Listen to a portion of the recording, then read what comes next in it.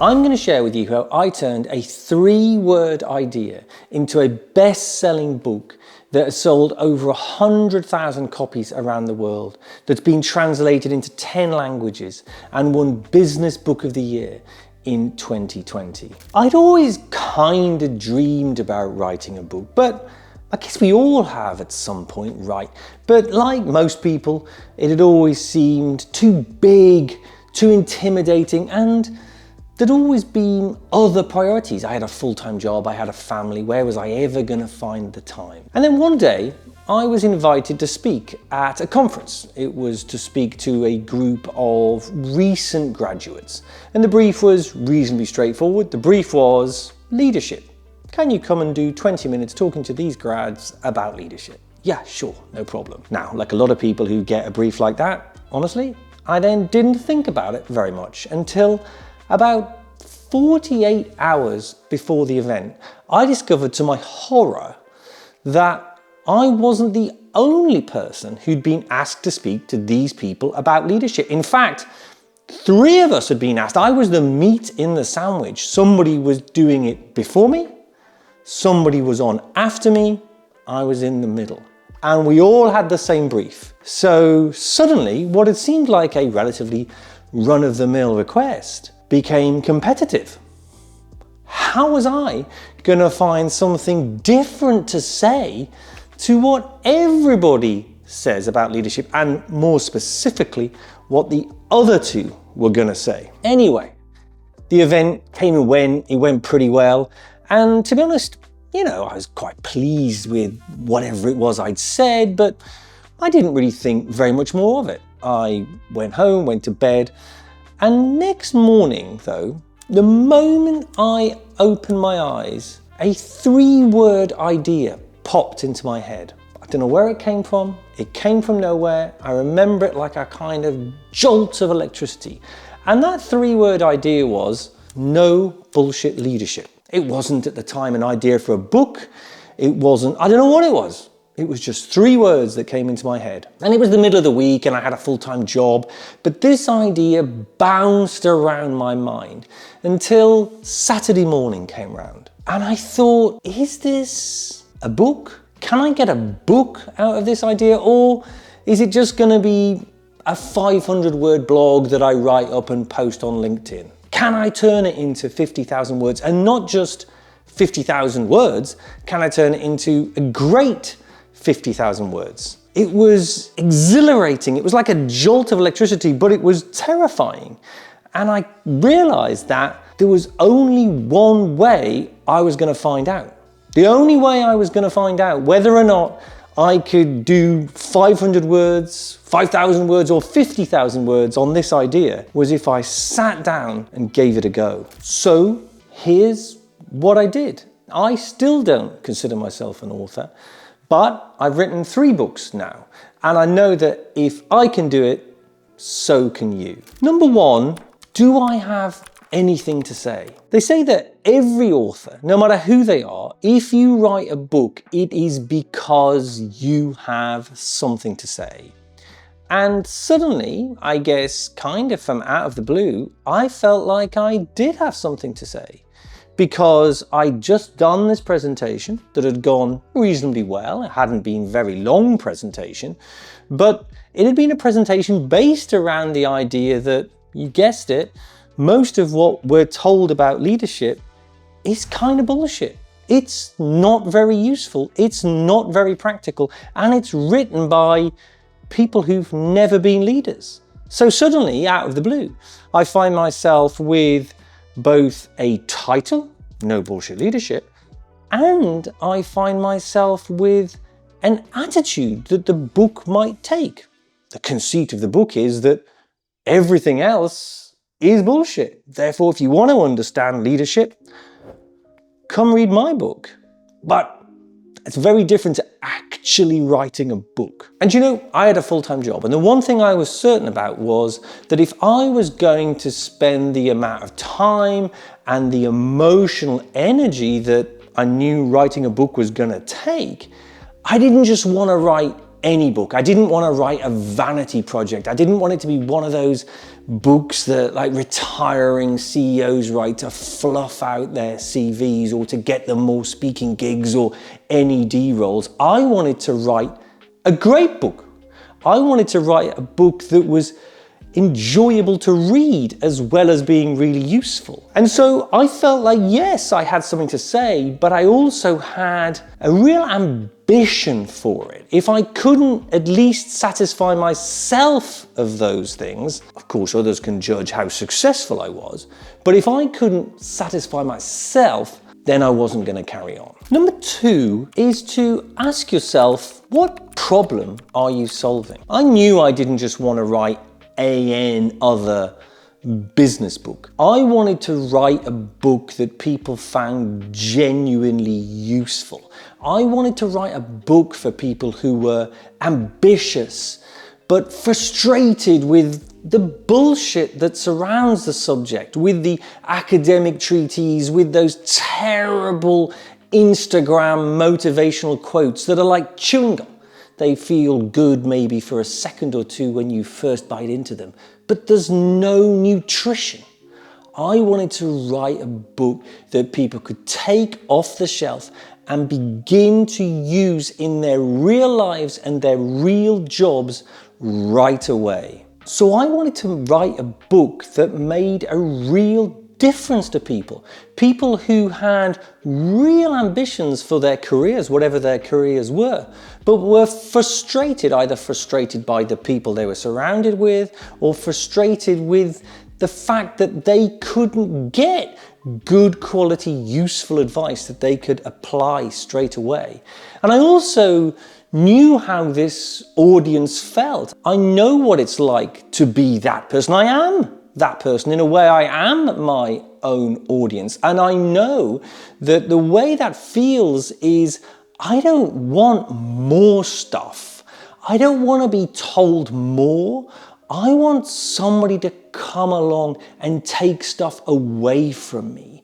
I want somebody who will clear the way so that I'm able to focus and succeed against the things that matter most to me. And it reminded me of what is sadly an apocryphal quote by Michelangelo. It said that when Michelangelo finished his masterpiece, David, he was asked, how on earth do you turn a block of raw marble into something of such sublime beauty? And he's reputed to have replied, well, I just chip away all the stone that doesn't look like David. And that's what I wanted No Bullshit Leadership to do. I wanted No Bullshit Leadership to simplify, to clarify, and then solidify. I wanted it to be as long as it needed to be and no longer. At the time, I had a European job, so I spent my life flying from London to Berlin or London to Paris or London to Helsinki. One of the hardest jobs I've ever done. And I thought, I want this book to be useful, but also short enough that somebody can pick it up at an airport and read it on a return short-haul flight. Because frankly, once you're back in the office, you're just too busy. Number 3, polarize. Find friends and enemies. I nearly didn't call the book No Bullshit Leadership because I thought it's a bit too flippant. It might sound a bit like those books that have got swear words in the title, but once you open the cover, there's nothing between them. And that's not the book I wanted to write. Like I said, I want to write a useful book. And the truth of the matter is, some people do feel that way about it. When it won Business Book of the Year, the judges, when they were announcing, said when they first picked the book up, they thought, is this a serious book? Is this actually just, chewing gum? But they also said as soon as they started to read, they realized that it was. And that's exactly the response I hope for. So in the end, it's a book that polarizes. Some people look at the title and think, you know what, that's not for me. I want a big, grown-up, proper book on strategy. But plenty of other people thought, the last thing I want is any of that other usual bullshit. I want something different. And I think that's the secret to success for many projects, particularly books. It's a cluttered market. And if you're an unknown author, Why is anybody going to pick your book up? So the big thing I learned from that was that people don't judge a book by the cover. I think they judge a book these days by the title. And most of the people that bought my book most of the people that still buy my book have never heard of me. They've never heard of the book. They just walk past it at an airport or walk past it at a railway station. And there's something about that title that resonates with them. And the reason it resonates with them is because it says, you know what, all that bullshit you have to put up with, perhaps there's a better way. So the truth is, if you want to have a bestseller and you really want to have some fans, maybe start by thinking about who you want to reject you. Because if some people are really strongly rejecting you, the chances are some people are going to really be attracted to what you have to say. And the last thing you want to be is vanilla, because then nobody cares. Number 4, create something really useful. This book didn't sell and doesn't sell because of a huge marketing machine. In fact, there was almost no marketing behind the book. The book sells because the title hits a nerve, and once people open the cover, it really works. So people from global CEOs to startups, from the public sector, the private sector, even golf coaches, hi James, have found the book really useful. And that's the thing that's made it a word of mouth success. People read it and talk about it. They talk about it online, they pass it on to their colleagues. The most common message I get from people is, love the book, really wish my boss would read it. So when a book solves a real world problem, people talk about it, and people keep talking about it and keep engaging with it. So when a book solves a real world problem, they really engage in it, and they talk to their friends about it, their colleagues about it, they talk on social media, they post about it. So much so that people I've never met have sent me messages through social media saying the book has changed their lives. There was even a CEO who told the Times of London that it was their favorite ever book. I mean, I sent him a direct message on LinkedIn saying, I'm not even sure it's my favorite ever book. Might be my mum's. Number 5, keep it simple, stupid. What makes a book successful, particularly a business book, is not just what you say, it's how you say it. I sat down and thought every single part of every single chapter has to be useful. Useful to somebody at least. Of course, different people take different bits, different parts resonate with different people. But the book is called We Need More Everyday Leaders, and that leader is you. I wrote this as a leadership book in a way for the people who never get leadership books written for them. This isn't a book for CEOs, it's a book for everybody else. Sure, CEOs can read it. I think I've worked with CEOs who really should read it, but they're not the people who I was writing the book for. And so in some ways, I think not only did the book find a different way of talking about leadership, it was deliberately targeted at a group of people who perhaps don't even think about themselves as leaders. And I think if I could achieve one thing when it comes to leadership, it's to help more people recognize how important leadership is for them, and how a better understanding of leadership could genuinely transform their lives and their careers. So I spent at least as much time, bit like Michelangelo, not comparing myself to Michelangelo, let's just be clear, but I spent as much time chipping and shaving, cutting away as I did writing. I wanted every section of this book to have something useful within it. And if a paragraph or a chapter didn't, then I cut it. I wanted this book to be as short as it could be, not as long as it could be.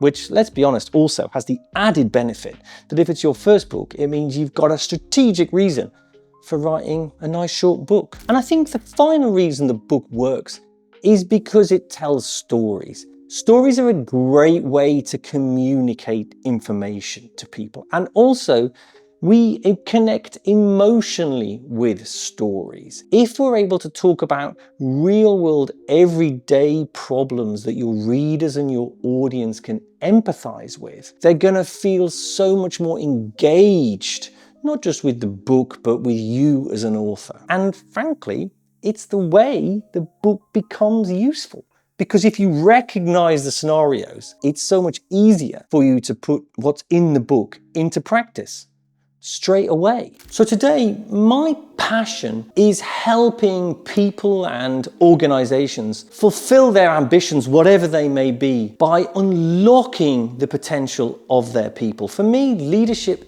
isn't an end in itself. That's what so many people get wrong about leadership. Leadership is a means to an end. Leadership is how we fulfill our own dreams and ambitions, no matter whatever they might be. And they're also, just as importantly, the most powerful way we can help other people fulfill their dreams and ambitions. Leadership isn't a science. It's a craft or a skill. And just like any skill, it can be learned. It's difficult, but the whole point of no bullshit leadership is not complicated. And anytime anybody tries to make it sound complicated, honestly, call bullshit, because it really isn't. And the more people that understand the transformative power of leadership, the transformative for them, the better we will all be, because we need more better leaders everywhere, from our hospitals and schools to our businesses and government. And those great leaders are all around us. If only we could wipe away a little more of the bullshit and help them learn the uncomplicated skills that make for great leadership. So today, I help companies all around the world have the courage to think bigger, move more quickly, and achieve more. And I do that not by adding to their to-do lists, not by telling them a load of new things. It's about removing stuff. I joked with somebody the other day and said, I'm the Marie Kondo of business. I'm about simplification, clarification, and solidification. And that really is no bullshit leadership in a nutshell. And no bullshit leadership now is more than a book. There's an online e-learning program that thousands of people have taken part in. And if you're interested in that, hit the link, because we would love to hear from you or your organization, because leadership is the single most important skill that we need the people in our organizations to learn. Because the surest way to unlock our own career potential and the potential of the tens, hundreds, perhaps thousands of people we employ is helping them understand what the principles of leadership are and putting them into practice. Thanks for watching. If you've enjoyed this, please hit like and subscribe and follow for tons more career-changing content.